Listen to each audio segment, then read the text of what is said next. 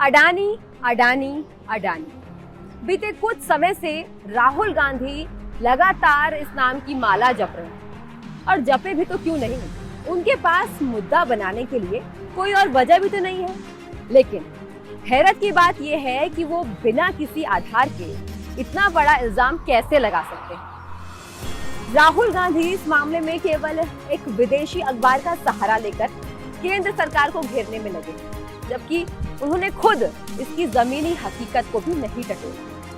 आपको बता दें कि इस विदेशी अखबार के किए गए दावों और हिसाब का पूरा जवाब अडानी ग्रुप दे चुका है, और इसे एक साजिश भी करारा दिया गया है।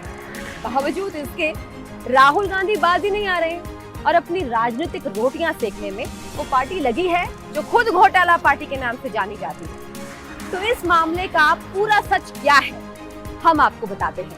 दरअसल जिस ब्रिटिश अखबार फाइनेंशियल टाइम्स की रिपोर्ट के आधार पर राहुल गांधी मोदी सरकार को घेरने में लगी है, उस रिपोर्ट को अडानी ग्रुप ने न सिर्फ सिरे से खारिज किया है, बल्कि इसे अडानी ग्रुप को बर्बाद करने की साजिश भी बताया है, वो भी पुख्ता सबूत देकर।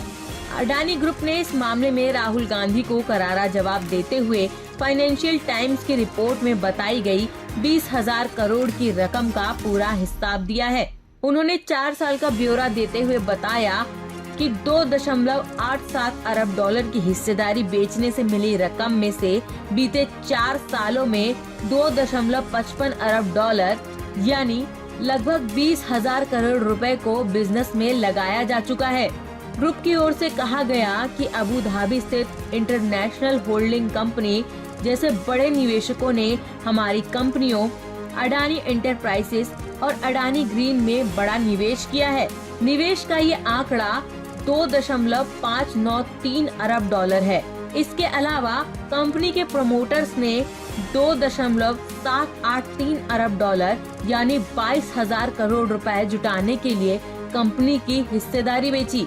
ये हिस्सेदारी अडानी टोटल गैस लिमिटेड और अडानी ग्रीन एनर्जी लिमिटेड से बेची गई। इसके अलावा अडानी ग्रुप की ओर से कहा गया कि हिस्सेदारी बेचने से मिले फंड को Adani enterprises limited, Adani ports and special economy zone limited, Adani transmission limited और अडानी पावर लिमिटेड जैसी पोर्टफोलियो कंपनियों की ग्रोथ के लिए इस्तेमाल किया गया।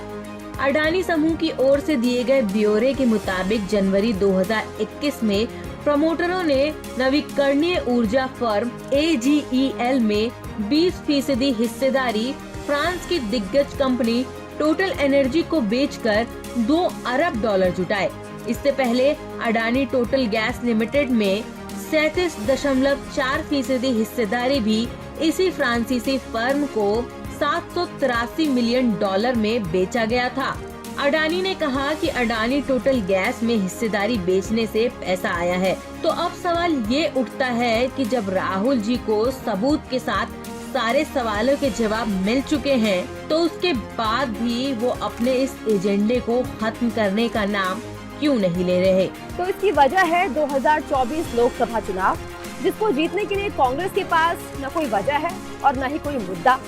इसलिए राहुल गांधी अंधेरे में तीर मारने का प्रयास करते हुए कुछ भी कह रहे हैं, लेकिन जनता कांग्रेस के घोटालों और भ्रष्टाचार को भूली नहीं है। तो आप चाहे मोदी जी को बेवजह कितना भी बदनाम क्यों ना कर ले राहुल जी, जनता सब जानती है, और आने वाले चुनावों में वो आपको इसका करारा जवाब जरूर देगी।